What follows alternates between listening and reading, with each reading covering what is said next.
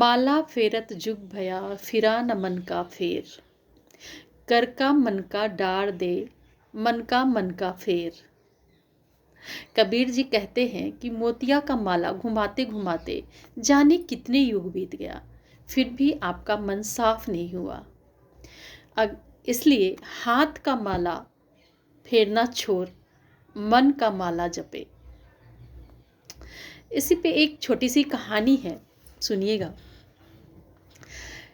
एक गांव में एक रघुनाथ नाम का व्यक्ति रहता था, जो दिन रात मोतियों का माला फेरता रहता, बड़े लंबे लंबे भाषण देता और खुद को भगवान का भक्त मानता, सबको प्रवचन देता।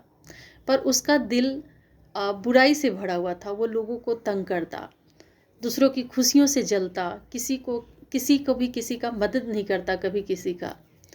लोग उसके व्यवहार से बहुत दुखी थे, लेकिन कोई कुछ इसका बिगाड़ नहीं सकते थे, क्योंकि वो खुद को भगवान का भक्त बताता था। एक दिन गांव में एक संत आए, तो वो जो रघुनाथ था वो संत के पास आता है कि मैं भगवान का इतना बड़ा भक्त हूँ, फिर भी मुझे मन की शांति नहीं मिलती, मैं खुश नहीं महसूस करता हूँ। तो संत मुस्कुराते हैं और मुस्कुराते हुए उसे कहते हैं, ठीक है, तुम कल आना, मैं तुमसे कल बात करूँगा। वो जो रघुनाथ था चला जाता है। पूरी रात सो नहीं पाता, ये पता नहीं कल जो संत हैं वो क्या कहेंगे। सुबह होते ही फटाफट तैयार वार होता है, जाता है संत के पास। तब संत कहते हैं कि थोड़ा बैठो। बैठता है, थोड़ी देर इंतज़ार करता है। फिर संत आते हैं, बोलते हैं एक मिट्टी का घड़ा लेके आओ। वो मिट्टी का घड़ा लेके आता है। बोलते हैं कि ठीक है, इसको क्या है, मिट्टी के घड़े के ऊपर सोने की एक परत चढ़ा दो। तो वो आश्चर्यचकित होता है कि मिट्टी के घड़े पे सोने की परत। तो संत जो बोलते हैं, हाँ, अच्छा बताओ, अगर मिट्टी के घड़े पे हम सोने की परत लगा दे तो क्या ये घड़ा सोने का हो जाएगा? तो रघुनाथ बोलता है, नहीं, ये सोने का कैसे होगा, मिट्टी का घड़ा है तो मिट्टी का ही रहेगा, सोने की परत तो ऊपर है ना। तो ठीक वैसे ही तुम्हारे हृदय में लाखों बुराइयां हैं, तुम किसी को खुश नहीं करते हो, सबके बारे में गलत सोचते हो। तो तुम्हारा अंदर का हृदय जब साफ नहीं है तो सिर्फ माला फेरने से और प्रभु का जाप करने से तो अच्छा नहीं हो जाएगा। कहाँ से मिलेगी तुम्हें मन की शांति?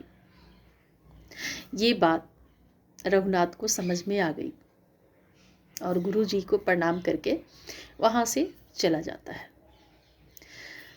और खुद को स्वीकार करता है कि नहीं, मैं सच में गलत हूँ, और दूसरे दिन से सबकी सेवा करना शुरू कर देता है। गरीबों की, बुजुर्गों की, सबका सेवा करता है। फिर उसका मन बहुत खुश और प्रसन्नचित्त रहने लगता है। तो यही है सीख कि अगर सच्ची भक्ति हमारे हृदय में होनी चाहिए। मंदिरों में जाने से भगवान नहीं मिलते, बल्कि दूसरे की मदद और अच्छे कर्मों से ही भगवान मिलते हैं।